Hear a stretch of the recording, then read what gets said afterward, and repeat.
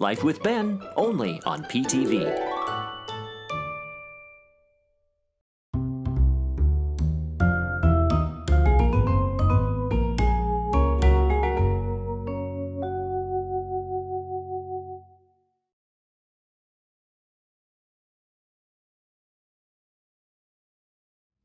It's Saturday night, and normally we don't cook around here on a Saturday night.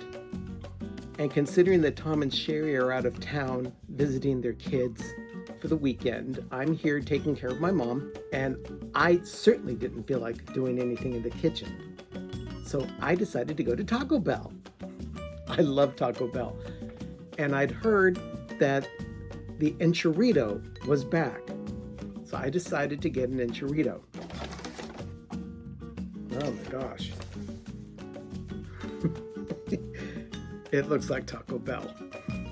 Some foods have a look. Taco Bell definitely has a look. They give you this fork, and I know they have to supply utensils for people who are eating in their dining rooms, or they have to give people their utensils when you're going through the drive-thru, which is what I did. But I'm home, so I'm going to use a real fork. Hopefully I don't damage the packaging. But it just reminded me, I used to work at Taco Bell. Now, I've never worked in the restaurants. The first time I ever worked as an administrative assistant, which is my profession of choice, I kind of fell into it. My experience was first gained in the marketing department at Taco Bell. This was back in the mid-90s. I didn't have a whole lot of experience, but I knew how to use computer programs. When I first started, I wasn't familiar with PowerPoint because it was kind of new at the time. But within 3 weeks, people were coming to me with questions about PowerPoint. So I guess I must have picked up on it. Taco Bell is an interesting restaurant. It's not necessarily Mexican. It's Mexican-inspired food for the American palate. And while it's not for everybody, I happen to love it. It's one of my secret shames, much like Homer eating flowers. If you've never seen that, it's pretty funny. I've never had the Enchirito, so I'm gonna go ahead and give it a try.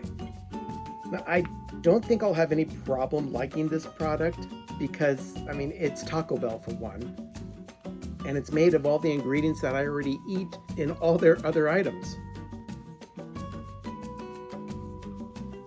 And it tastes exactly how I expected. When I used to work in the marketing department, I would get these random emails saying, hey, how would you like to participate in our taste panel? And they would tell you what item that you would be sampling. Every time the Mexican pizza came up as an item to try, I would go and sample it. Arnie and I shared an apartment in Orange County back in the mid-90s, and he worked about a mile from me. We would carpool together, and he would come over whenever I could get him in on the taste panel, and that way we had free lunch, because not only would they give you samplings of Mexican pizza, but at the end, they would also give you a couple of tacos in a paper bag and a canned beverage of your choice. And they would just shove that to you through the window, and you'd be on your way and you'd finish your lunch. When I was in the marketing department at Taco Bell, there were several items that came through that were thought up as items that could bring in new guests to the restaurants. The first comes to mind were border lights. They were regular Taco Bell items, only they were half the fat, like fat-free sour cream and low-fat cheese, low-fat beans. Everything was put together for lower calorie meals and lower fat meals. While the advertising on television and radio reminding people that border lights were there to sample in the restaurants, border lights sold really well. When the advertising was taken away, the numbers plummeted at the restaurants. Unless I had been in the marketing department, I wouldn't have known any of this.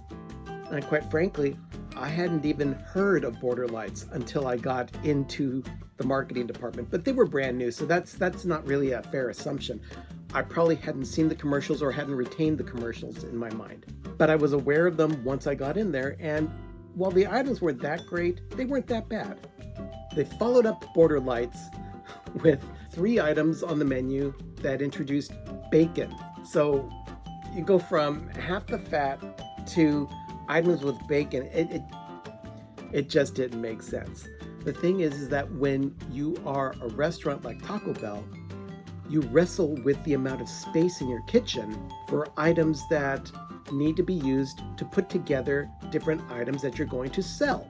Border Lights took up a lot of real estate in the kitchen, and once they determined that they weren't going to be able to keep the audience that they were hoping to grab with the Border Lights, they quietly took Border Lights off the menu. I also happened to be in that department when they came up with the concept of the kids meal for Taco Bell. Kids meals had been around at different restaurants for a long time, and I'm sure Taco Bell had tried something before, but when I was there, they had this initiative of getting these yellow cases that were put into each restaurant that would push whatever items that they were going to be putting into the kids meal for any particular module. As I was getting close to the end of my tenure in the marketing department, I was working with the team responsible for media and entertainment. Back in 1997, Taco Bell had earned the rights to be the fast food restaurant for the celebration of the 20th anniversary of Star Wars. If I remember correctly, there were cups for beverages involved with the whole rollout of the tie-ins with Star Wars at the restaurants. The Star Wars tie-ins were right at the end of my tenure in the marketing department. I do remember one other thing about the marketing department, and that was the hoax that they did on April Fool's Day in 1996. It was put out in the media that Taco Bell had purchased the Liberty Bell in Philadelphia. There were a lot of angry people about that. They didn't even put 2 and 2 together that it was an April Fool's joke. We all thought it was pretty funny, but when the media got the story and ran with it, they weren't that happy about it. This Enchirito is going to get cold. I have a lot of fond memories of living in Orange County, and sharing an apartment with Arnie was fun. Southern California wasn't for me.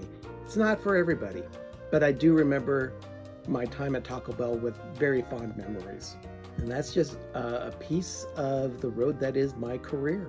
I won't bore you with any of the others because, let's face it, I don't think you'd want to hear about anything else other than Taco Bell. At least where I'm concerned, especially with my food here in front of me. So I'm going to go ahead and finish my dinner. Remember, adventure is out there.